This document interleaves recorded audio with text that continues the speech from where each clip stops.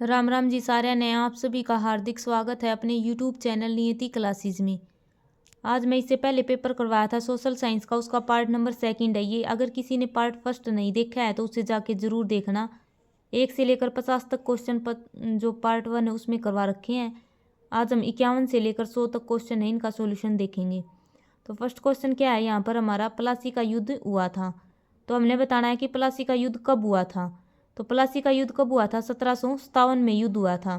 और किन के बीच में हुआ था, सिराजुद्दौला जो बंगाल के नवाब थे सिराजुद्दौला, और अंग्रेजों की तरफ से कौन थे, रॉबर्ट क्लाइव।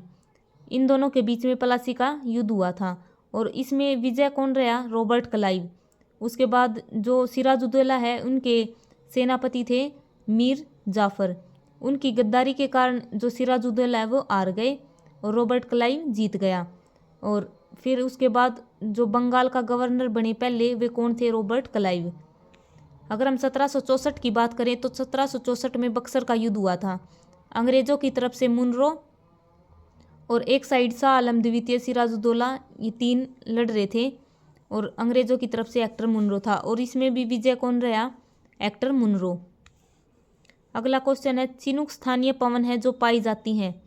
जो ये चिनुक पवनें हैं ये कैसी होती हैं, ये गर्म हवाएं होती हैं और ये कहाँ पर पाई जाती हैं, यूएसए में पाई जाती हैं। तो इसका आंसर क्या हो जाएगा, ऑप्शन सी। अगला क्वेश्चन है, इस संविधान संशोधन के माध्यम से 1985 में दल बदल विरोधी अधिनियम लागू हुआ था। तो हमने बताना है कि दल बदल विरोधी कानून है ये किसके द्वारा लागू हुआ था। जो दल बदल विरोधी है ये अनुसूची नंबर 10 में आता है। जो 10वीं अनुसूची है वो 52वें संविधान संशोधन 1985 के द्वारा जोड़ी गई थी। और 10वीं अनुसूची में लिख रखा है कि अगर मतलब कोई भी एक सांसद है एक पार्टी को छोड़कर दूसरी में जाता है तो इसके बारे में जो कानून है वो सभी 10वीं अनुसूची में है। अगर हम यहाँ पर संविधान संशोधन की बात करें तो संविधान संशोधन है ये किस भाग में आता है, भाग नंबर 20 में आता है। और आर्टिकल क्या है इसका, 368। और हमने दक्षिण अफ्रीका से ये प्रावधान लिया था संविधान संशोधन का। और ये चारों के चारों ऑप्शन है ये इंपॉर्टेंट है। 52वां संविधान संशोधन हमने डिस्कस कर लिया कि दल बदल विरोधी कानून है इसमें। 42वां संविधान संशोधन 1976 में हुआ था और इसके द्वारा प्रस्तावना में एक बार संशोधन किया गया है। पेपर में यही पूछा जाता है कि अभी तक प्रस्तावना में कितनी बार संशोधन किया गया है, केवल एक बार किया गया है। 42वें संविधान संशोधन के द्वारा प्रस्तावना में 3 शब्द जोड़े गए थे, सोशलिस्ट, सेकुलर और इंटीग्रिटी, ये 3 वर्ड जोड़े गए थे। और ये क्वेश्चन एज इट इज़ तीनों वर्ड वाला सीईटी में पूछा गया था प्री में, कि 3 ऑप्शन में दे रखे थे कि 3 वर्ड कौन कौन से थे, सोशलिस्ट, सेकुलर और इंटीग्रिटी। और 42वें संविधान संशोधन के द्वारा 10 मौलिक कर्तव्य ऐड किए गए थे। 44वां संविधान संशोधन है, इसके द्वारा संपत्ति का अधिकार था, जो पहले मौलिक अधिकार था उसको समाप्त करके क्या बना दिया गया, एक कानूनी अधिकार बना दिया गया, संपत्ति का अधिकार। 44वां संविधान संशोधन 1978 में हुआ था। 86वां संविधान संशोधन, इसके द्वारा 11वां मौलिक कर्तव्य जोड़ा गया था। अभी मैंने बताया कि 10 मौलिक कर्तव्य तो 42वें संविधान संशोधन के द्वारा जोड़े गए थे, क्योंकि मूल संविधान में एक भी मौलिक कर्तव्य नहीं था। तो 42वें संविधान संशोधन के द्वारा 10 मौलिक कर्तव्य जोड़े गए और 11वां मौलिक कर्तव्य है वो 86वें संविधान संशोधन 2002 के द्वारा जोड़ा गया था। तो ये दोनों क्लियर हो गए। तो इसका आंसर क्या हो जाएगा, ऑप्शन ए। अगला क्वेश्चन है, निम्नलिखित में से कौन सा हर्षवर्धन द्वारा नहीं लिखा गया है। तो ये जो रचनाएं दे रखी हैं ये बतानी कि हर्षवर्धन द्वारा कौन सी नहीं लिखी गई। ऑप्शन है नागानंद, रत्नावली, हर्षचरित और प्रियदर्शिका। जो हर्षवर्धन है इसने 3 पुस्तकें लिखी थी, कौन कौन सी, नागानंद, रत्नावली और प्रियदर्शिका, ये तीनों किसकी हैं, हर्षवर्धन की। तो इसका आंसर क्या हो जाएगा, हर्षचरित। जो हर्षवर्धन है इसके राज दरबारी कवि थे बाणभट्ट, और बाणभट्ट ने कौन सी पुस्तक लिखी थी, हर्षचरित। तो ये किसके द्वारा लिखी गई है, बाणभट्ट द्वारा लिखी गई है। कादम्बरी और हर्षचरिता ये 2 बाणभट्ट ने लिखी थी। अगर हम हर्षवर्धन की बात करें तो हर्षवर्धन ने अपनी राजधानी क्या बनाई थी, थानेसर, जो कुरुक्षेत्र में है। और हर्षवर्धन के कार्यकाल पर एनसोन चीनी यात्री वो भारत में आया था 629 ईस्वी में। और हर्षवर्धन ने पुलकेशिन द्वितीय के साथ 634 ईस्वी में नर्मदा नदी के किनारे युद्ध लड़ा था और जिसमें हर्षवर्धन हार गया था। और 634 से लेकर 644 तक जो एविनसोंग है ये हरियाणा में रहा था और 647 में इसकी मृत्यु हो गई थी हर्षवर्धन की। अगला क्वेश्चन है, गांधी जी खालिस्तान में आयोजित कांग्रेस अधिवेशन के अध्यक्ष थे। तो जो कांग्रेस अधिवेशन होते थे उनमें ये पूछा कि गांधी जी ने किस अधिवेशन की अध्यक्षता की थी। तो गांधी जी ने एकमात्र केवल एक बार मतलब कांग्रेस की अध्यक्षता की थी। किस टाइम की थी? बेलगांव, अहमदाबाद, कलकत्ता या फिर नागपुर की। तो कांग्रेस ने किसकी की थी? बेलगांव की। और ये बेलगांव कहाँ पर है? कर्नाटक में है। 1924 में गांधी जी ने अध्यक्षता की थी और केवल एक बार की थी। अगर हम कांग्रेस जो ये आईएनसी है इसकी बात करें तो इसकी स्थापना किसने की थी? ए.ओ. ह्यूम ने की थी। 1885 में ए.ओ. ह्यूम ने इसकी स्थापना की थी और इसके पहले अधिवेशन की अध्यक्षता किसने की थी? व्योमेश चंद्र बनर्जी ने की थी और 72 प्रतिनिधियों ने इसमें पार्टिसिपेट किया था। और मेन जो अधिवेशन है, एक तो पूछा जाता है कि जो आईएनसी है उसकी पहली महिला अध्यक्ष कौन थी। तो एनी बेसेंट है जिसने कलकत्ता अधिवेशन की अध्यक्षता की थी 1917 में और कांग्रेस की पहली महिला अध्यक्ष बनी थी। अगर पहली महिला भारतीय महिला पूछी जाए तो कौन थी? 1925 में सरोजनी नायडू थी, कानपुर की अध्यक्षता की थी और 1924 में गांधी जी ने की थी। अगर हम गांधी जी की बात करें तो गांधी जी 1915 में 9 जनवरी 1915 को दक्षिण अफ्रीका से भारत वापस आए थे, इसलिए 9 जनवरी को प्रवासी भारतीय दिवस मनाया जाता है। और गांधी जी ने 1920 में असहयोग आंदोलन शुरू किया था। चंपारण सत्याग्रह ये भी किसने किया था? 1917 में गांधी जी ने किया था। और गांधी जी की एक पुस्तक है सत्य के साथ मेरे प्रयोग, माई एक्सपेरिमेंट विद ट्रूथ, बहुत बार पूछी जाती है। गांधी जी की ये पुस्तक है। अरिजन ये भी किसकी है? गांधी जी की। अगला क्वेश्चन है, पुर्तगाल की राजधानी क्या है? तो पुर्तगाल की राजधानी क्या है? लिस्बन। और जो पुर्तगाली हैं वे भारत में कब आए थे? पहला पुर्तगाल कौन था जो भारत में आया था? Vasco D gamma. 1498 में कालीकट आया था, पुर्तगाल का था वो, पहला पुर्तगाली पूछा जाता है। और सबसे पहले भारत में कौन आए थे? पुर्तगाल आए थे। और सबसे बाद में भी कौन गए हैं? पुर्तगाल गए हैं। और पुर्तगालियों ने जो भारत का गोवा और दमन और दीव इन दोनों पर कब्जा किसका था? पुर्तगालियों का था। और पुर्तगालियों ने भारत आज़ाद होने के बाद भी गोवा को आज़ाद नहीं किया था। उसके बाद 1961 में पुर्तगालियों को धक्के मारकर बाहर निकाला गया था और गोवा को आज़ाद करवाया गया था। आज़ाद करवा के गोवा को केंद्र शासित प्रदेश बनाया गया।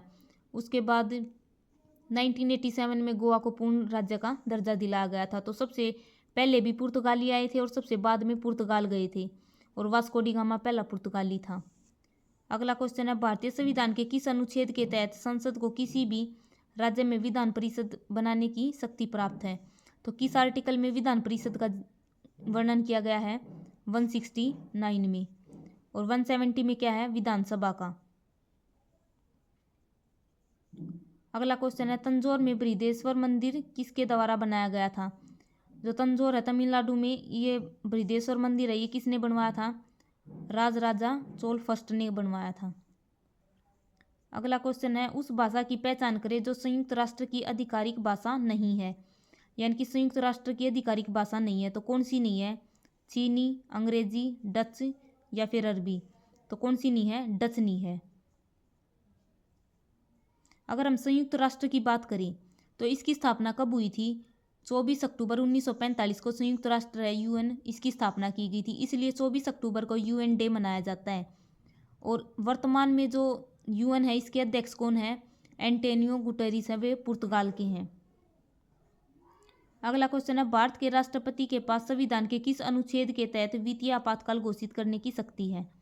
तो भारत के राष्ट्रपति के पास मतलब 3 प्रकार का आपातकाल घोषित किया जा सकता है भारत में, 352 के तहत, 356 के तहत और 360 के तहत। 352 में क्या है, 356 में क्या है और 360 में क्या है? इस सबसे पहले तो हम इसके आंसर की तरफ चलते हैं। जो वित्तीय आपातकाल है ये किस आर्टिकल में है? आर्टिकल 360 में है वित्तीय आपातकाल। और आज तक भारत में एक बार भी वित्तीय आपातकाल नहीं लगा है। सबसे पहले तो ये याद रखना, क्योंकि पेपर में यही पूछा जाता है कि अब तक भारत में कितनी बार वित्तीय आपातकाल लगा है। तो एक बार भी आपातकाल नहीं लगा है। और आर्टिकल 360 में क्या है? वित्तीय आपातकाल है। तो राष्ट्रपति के पास 3 आपातकाल लागू करने की शक्तियाँ प्राप्त हैं। एक तो हो गया वित्तीय आपातकाल, एक है राष्ट्रीय आपातकाल। राष्ट्रीय आपातकाल किस में है? आर्टिकल 352 में राष्ट्रीय आपातकाल। और ये कब लगा था? 1975 से लेकर 77 तक लगा था, इंदिरा गांधी के टाइम पर। फखरुद्दीन अली हैं उस टाइम पर राष्ट्रपति थे, और इंदिरा गांधी के टाइम पर ये लगा था 352 राष्ट्रीय आपातकाल। अगर हम राष्ट्रपति शासन की बात करें तो 356 में क्या है? राष्ट्रपति शासन जो आपातकाल है ये है।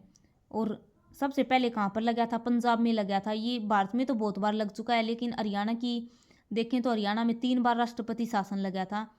1967 में, 77 में और 1991 में 3 बार लगा है हरियाणा में। अगर हम राष्ट्रपति की बात करें तो राष्ट्रपति का आर्टिकल कितना होता है? आर्टिकल 52। आर्टिकल 52 क्या कहता है कि भारत का एक राष्ट्रपति होगा। और वर्तमान में हमारे राष्ट्रपति कौन है? 15वें नंबर की श्रीमती द्रौपदी मुर्मू है, अभी 15वें नंबर की है राष्ट्रपति। और राष्ट्रपति के पास और मेन आर्टिकल कौन से हैं राष्ट्रपति के? जो राष्ट्रपति है उसको शपथ कौन दिलाता है? मुख्य न्यायाधीश दिलाता है। और आर्टिकल 60 में क्या लिख रखा है कि भारत का जो मुख्य न्यायाधीश होगा वो राष्ट्रपति को शपथ दिलाएगा। आर्टिकल 61 में राष्ट्रपति पर महाभियोग लिख रखा है। आर्टिकल 72 में क्या है? राष्ट्रपति के पास क्षमादान की शक्तियाँ प्राप्त हैं, जो मृत्युदंड है उसको भी क्षमा करवा सकता है राष्ट्रपति। आर्टिकल 123 में राष्ट्रपति के पास अध्यादेश जारी करने की शक्तियाँ प्राप्त हैं। ये मेन आर्टिकल हैं राष्ट्रपति के, पूछे जाते हैं। और राष्ट्रपति है, अगला क्वेश्चन है, उस देश की पहचान करें जो आसियान का संस्थापक सदस्य नहीं है। तो आसियान का संस्थापक सदस्य कौन सा नहीं है? इंटरनेशनल हेडक्वार्टर्स पर मैंने वीडियो बना रखी है बिल्कुल 2023 की लेटेस्ट अपडेट के साथ, क्योंकि आसियान में देखो अभी 11, पहले इसमें 10 देश शामिल थे और अभी इसमें 11वां देश शामिल हुआ है, तो कहीं पर भी नहीं मिलेंगे। बिल्कुल सारे के सारे हेडक्वार्टर्स हैं, एक जगह लिख रखे हैं बिल्कुल अपडेट के साथ। अगर किसी ने वाकई में पेपर क्लियर करना है, ये सोशल साइंस की जितनी भी इंडिया जीके मैंने करवा रखी है सभी क्वेश्चन वहीं हैं। अगर इतना आसान पेपर है ये भी नहीं होगा तो फिर और भी नहीं। और जो इंटरनेशनल हेडक्वार्टर्स हैं उन्हें जाके ज़रूर देखना, बिल्कुल 2023 की अपडेट के साथ हैं। अब हम बात करते हैं आसियान के संस्थापक सदस्य नहीं है, तो ये तो हमने मतलब याद करने पड़ेंगे। अब इसमें 11 देश शामिल हो चुके हैं, पहले इसमें 10 थे। और 11वां देश कौन सा शामिल हुआ है इसमें? तिमोर लिस्ते। थाईलैंड भी इसका सदस्य है। इंडोनेशिया, इंडोनेशिया तो होना है क्योंकि जो आसियान है इसका हेडक्वार्टर कहाँ पर है? जकार्ता इंडोनेशिया में है, तो ये तो है ही। थाईलैंड भी है। थाईलैंड की राजधानी क्या है? बैंकॉक। और आसियान है इसकी स्थापना कब हुई थी? 1967 में हुई थी। जकार्ता इंडोनेशिया में इसका हेडक्वार्टर है। ये दोनों तो हैं। और 11वां सदस्य देश कौन सा बना है? तिमोर लिस्ते। कंबोडिया और सिंगापुर, सिंगापुर भी है लेकिन कंबोडिया इस जो आसियान है इसका सदस्य देश नहीं है। और भारत भी आसियान का सदस्य देश नहीं है। कहीं ये सोचो कि भारत आसियान में शामिल है, भारत आसियान में शामिल नहीं है। अगला क्वेश्चन है, कबीर इनके सबसे महत्वपूर्ण शिष्यों में से एक है। तो कबीर किन के शिष्य थे? सूरदास के, रामानुजाचार्य के थे, रामानंद के थे, या उपरोक्त में से कोई नहीं? तो किसके शिष्य थे ये? रामानंद के। कबीर रामानंद के शिष्य थे। और कबीर की एक रचना पूछी जाती है बीजक, इंपॉर्टेंट है। कबीर की कौन सी है? बीजक। अगर हम सूरदास की बात करें, सूरदास की का जन्म कहाँ पर हुआ था? सी गांव फरीदाबाद में सूरदास का जन्म हुआ था। और सूरदास है इसकी रचनाएं पूछी जाती हैं। सूर सागर, साहित्य लहरी, ये दोनों किसकी हैं? सूरदास की। अगर हम रामानुजाचार्य की बात करें तो अभी स्टैचू ऑफ इक्वेलिटी बनाई गई है हैदराबाद में, और किसकी है? वो संत रामानुजाचार्य की है। 216 फीट ऊंची है स्टैचू ऑफ इक्वेलिटी। अगला क्वेश्चन है, मंडोवी नदी जल विवाद निम्न में से किन राज्यों के बीच में है? जो मंडोवी नदी है ये कहाँ पर बहती है? ये गोवा में बहती है। तो मंडोवी नदी गोवा और कर्नाटक के बीच है, ये विवाद चल रहा है। गोवा की 2 फेमस नदियाँ हैं, एक तो मंडोवी नदी है, एक जुआरी नदी, ये दोनों बहुत फेमस हैं। अगर हम महाराष्ट्र की बात करें तो तदोबा नेशनल पार्क है, ये कहाँ पर है? महाराष्ट्र में है। तारापुर परमाणु संयंत्र महाराष्ट्र में है। आंध्र प्रदेश की बात करें तो आंध्र प्रदेश से अलग हुआ था तेलंगाना 2 जून 2014 को। और तिरुपति बालाजी मंदिर है वो कहाँ पर है? आंध्र प्रदेश में है। तमिलनाडु में कलपक्कम कुडनकुलम परमाणु संयंत्र कहाँ पर है? तमिलनाडु में। और तमिलनाडु में मदुरई मीनाक्षी मंदिर, ये कहाँ पर है? तमिलनाडु में। और अभी एक क्वेश्चन पहले पढ़ा था, तंजौर में बृहदेश्वर मंदिर है, ये कहाँ पर है? कर्नाटक तमिलनाडु में। और जो तमिलनाडु है इसमें पोंगल जो त्यौहार है ये बहुत फेमस है तमिलनाडु का। कबाला भैंसों की दौड़ ये कर्नाटक की बहुत फेमस है। गुजरात, महाराष्ट्र। गुजरात की राजधानी क्या है? गांधीनगर। और जो महात्मा गांधी है इन्होंने अहमदाबाद जो शहर है वहाँ पर अपना आश्रम बनाया था। तदोबा नेशनल पार्क ये महाराष्ट्र में है।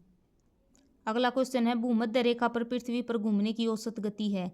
जो भूमध्य रेखा है इस पर पृथ्वी के घूमने की औसत गति कितनी है? 1670 किलोमीटर पर घंटा। अगर हम भूमध्य रेखा की बात करें तो जो 0 डिग्री होती है वही होती है भूमध्य रेखा, इक्वेटर। अगर हमसे पूछा जाए कि सबसे लंबी अक्षांश कौन सी है तो भूमध्य रेखा, या फिर इंग्लिश में कहते हैं इसको इक्वेटर, सबसे लंबी भी है। और 0 डिग्री की कौन सी है? भूमध्य रेखा। और एक भूमध्य रेखा से ये पूछा जाता है कि भूमध्य रेखा को 2 बार काटने वाली नदी कौन सी है तो कांगो नदी भूमध्य रेखा को काटने वाली नदी है। अगला क्वेश्चन है, कांग्रेस का वह अधिवेशन जिसमें पूर्ण स्वराज को लक्ष्य के रूप में घोषित किया था कहाँ आयोजित किया गया? जो पूर्ण स्वराज है इसकी मांग किसने की थी? जवाहरलाल नेहरू ने की थी 1929 में लाहौर अधिवेशन में। आईएनसी का जो अधिवेशन चल रहा था 1929 में रावी नदी के किनारे लाहौर में पूर्ण स्वराज की मांग जवाहरलाल नेहरू ने की थी कि हमने तो पूर्ण स्वराज चाहिए। अभी मैंने बताया था जो कांग्रेस है इसकी स्थापना 1885 में A.O. ह्यूम ने की थी। और पहली अध्यक्षता किसने की थी? व्योमेश चंद्र बनर्जी ने की थी। उस टाइम पर मतलब 72 प्रतिनिधियों ने पार्टिसिपेट किया था कांग्रेस में। और कांग्रेस का बेलगांव सेशन है इसकी अध्यक्षता किसने की थी? अभी यही क्वेश्चन बताया था। 1924 में कर्नाटक में है बेलगांव गांव, इसकी अध्यक्षता महात्मा गांधी ने की थी। अगर हम कलकत्ता अधिवेशन की बात करें तो कलकत्ता से इम्पोर्टेंट है 1917 का कलकत्ता अधिवेशन जिसकी अध्यक्षता एनी बेसेंट ने की थी। और आईएनसी की पहली महिला अध्यक्ष थी एनी बेसेंट, जिन्होंने अध्यक्षता की थी, एनी बेसेंट। अगला क्वेश्चन है, नयनकारी प्रणाली निम्न में से किसके प्रशासन की विशेषता थी? जो नयनकारा प्रणाली है ये किसके प्रशासन की थी? वर्धन वंश की, मराठा की, मुगलों की, या फिर विजयनगर शासकों की? तो नयनकारा किसकी प्रणाली थी? विजयनगर शासकों की। अगर हम विजयनगर की बात करें, जो विजयनगर साम्राज्य है इसकी स्थापना 1336 में हरिहर बुक्का ने की थी। और विजयनगर है इसकी राजधानी क्या थी? हम्पी, जो तुंगभद्रा नदी के किनारे स्थित थी। ये जरूर याद रखना। और वर्तमान में जो विजयनगर है ये कहाँ पर है? ये कर्नाटक में स्थित है। विजयनगर जो कर्नाटक उसका जिला बन रहा हुआ है विजयनगर। इसकी स्थापना 1336 में हरिहर बुक्का ने की थी। अगर हम वर्धन वंश की बात करें तो वर्धन वंश का तो सबसे इम्पोर्टेंट हर्षवर्धन है। उसकी 3 पुस्तकें अभी बताई थी, नागानंद, रत्नावली और प्रियदर्शिका। और बाणभट्ट उसके दरबारी कवि थे। और मराठा से या 1756-57 में जो हरियाणा है वो मराठों के अधीन था। और 1803 में मराठा और अंग्रेज़ों के बीच में सुरजी अंजन गांव की संधि हुई थी जिसके तहत जो हरियाणा है अंग्रेज़ों की साइड चला गया था। अगर हम मुगलों की बात करें तो मुगलों में बाबर ने मुगल है जो मुगल वंश है इसकी स्थापना की थी। 1526 का जो पानीपत का पहला युद्ध हुआ था बाबर और इब्राहिम लोदी के बीच में, उसके बाद लोदी वंश की तो समाप्ति हो गई थी और मुगल वंश है ये शुरू हो गया था। अगला क्वेश्चन है, भारत का पूर्वी सिरा है तो पूर्वी सिरा बताना है। इंदिरा कोल है, कचकारण है, इंदिरा पॉइंट है, या फिर लुहित है? तो पूर्वी पॉइंट कौन सा है इसका? लुहित। इंदिरा कोल की बात करें तो ये क्या है? उत्तरी पॉइंट है। सबसे उत्तरी पॉइंट कौन सा है? इंदिरा कोल। कचकारण सबसे पश्चिमी है, इंदिरा पॉइंट दक्षिणी है। और इसी को हम पिगमोलियन पॉइंट कहते हैं। अगर मुख्य भूमि का दक्षिणतम बिंदु पूछा जाए तो कन्याकुमारी है। अगला क्वेश्चन है, संविधान सभा का अंतिम सत्र आयोजित किया गया था तो संविधान सभा का अंतिम सत्र कब आयोजित किया गया था? सबसे पहले हम संविधान सभा की बात करते हैं तो 1946 में जो कैबिनेट मिशन बना था उसमें 3 सदस्य थे। इससे पहले इसकी पूरी एक स्टोरी सी है। जैसे संविधान सभा है इसका निर्माण किसकी सहायता से किया गया? कैबिनेट मिशन है इसने संविधान सभा का निर्माण किया था।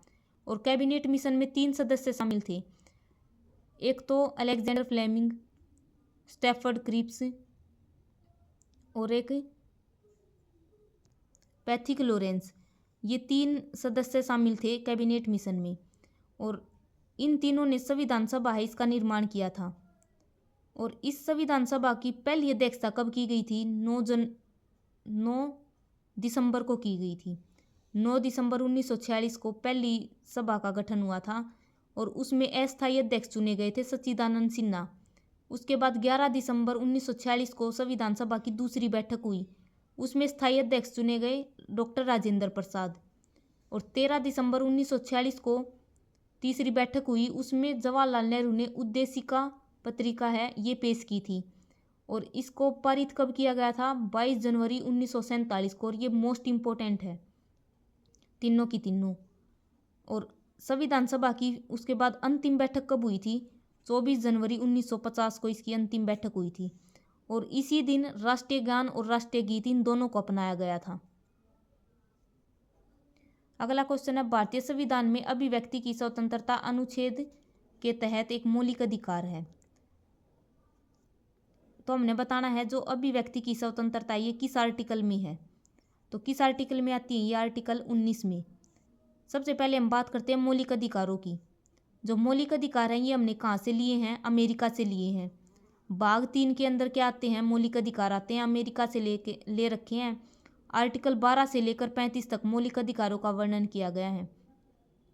अगर कोई भी हमारे मौलिक अधिकारों का उल्लंघन करता है तो हम आर्टिकल 32 के तहत सुप्रीम कोर्ट में रिट जारी कर सकते हैं। अगर हमने सुप्रीम कोर्ट में नहीं जाना तो हम हाई कोर्ट में रिट जारी कर सकते हैं आर्टिकल 226 के तहत, अगर कोई भी हमारे मौलिक अधिकार है उनका उल्लंघन करता है।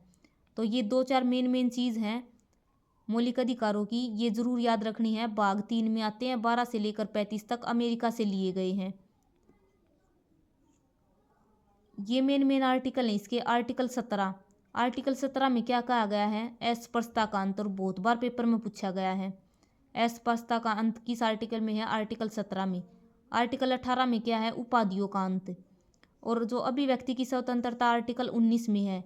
और एक एसएससी में पूछा गया था कि प्रेस की स्वतंत्रता किस में है? 19A में क्या है? प्रेस की स्वतंत्रता। अगला क्वेश्चन है, वह देश जिसे लैंड ऑफ मिडनाइट सन कहा जाता है। लैंड ऑफ मिडनाइट सन किसे कहा जाता है? ऑस्ट्रेलिया को, जापान को, इंग्लैंड को या फिर नॉर्वे को? तो मिडनाइट सन किसे कहा जाता है? नॉर्वे को। और नॉर्वे की राजधानी क्या है? ओस्लो। उसमें क्या है? शांति का नोबेल पुरस्कार दिया जाता है। नॉर्वे को देखते ही याद आता है कि हमें जो शांति का नोबेल पुरस्कार है वो कहाँ दिया जाता है?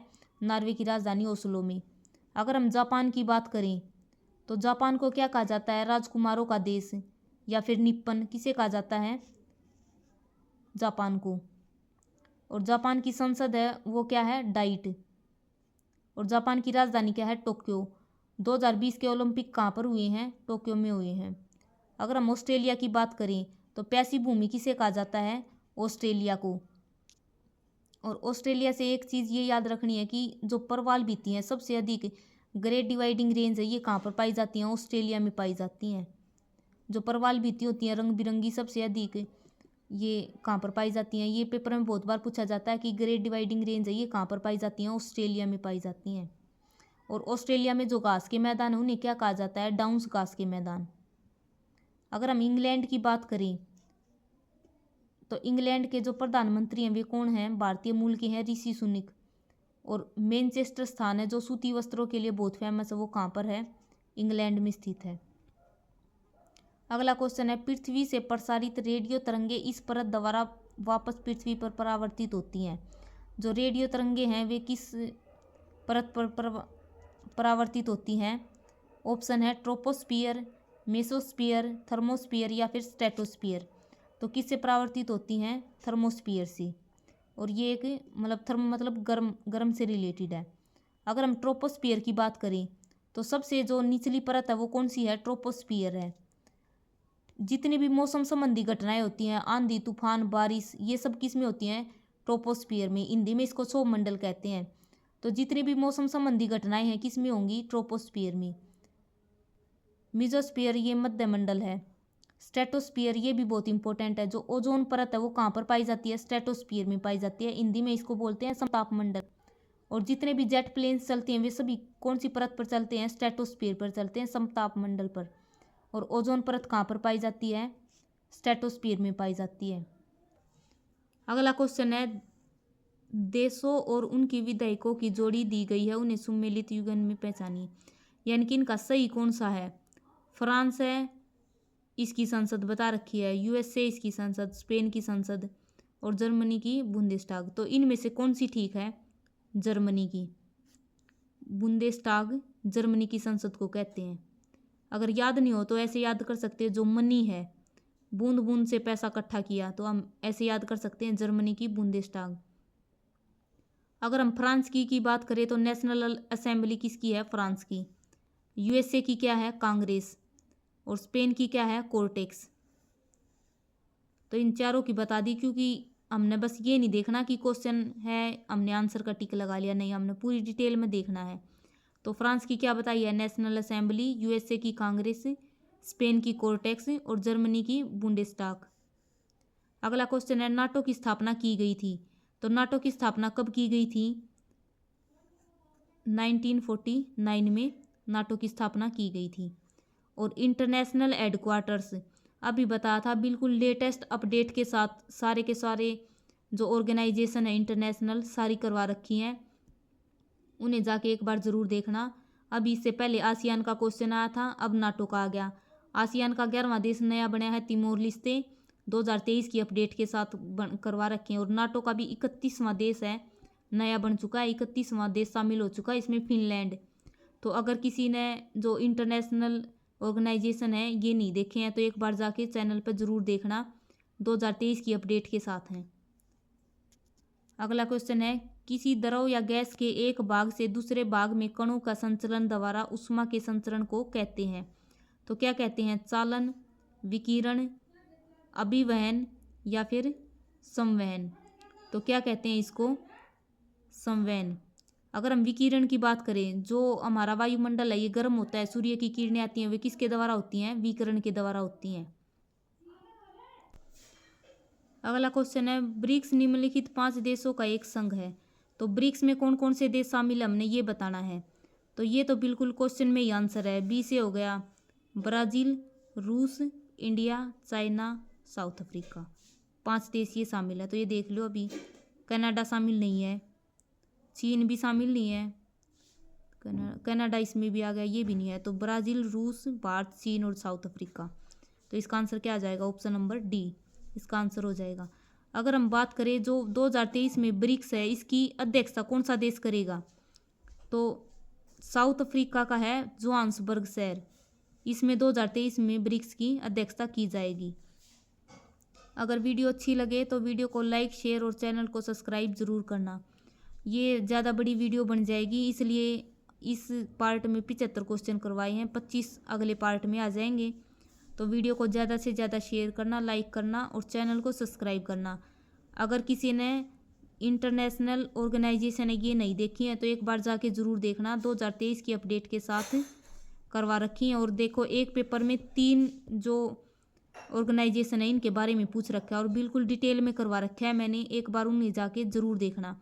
और वीडियो कैसी लगी कमेंट करके ज़रूर बताना।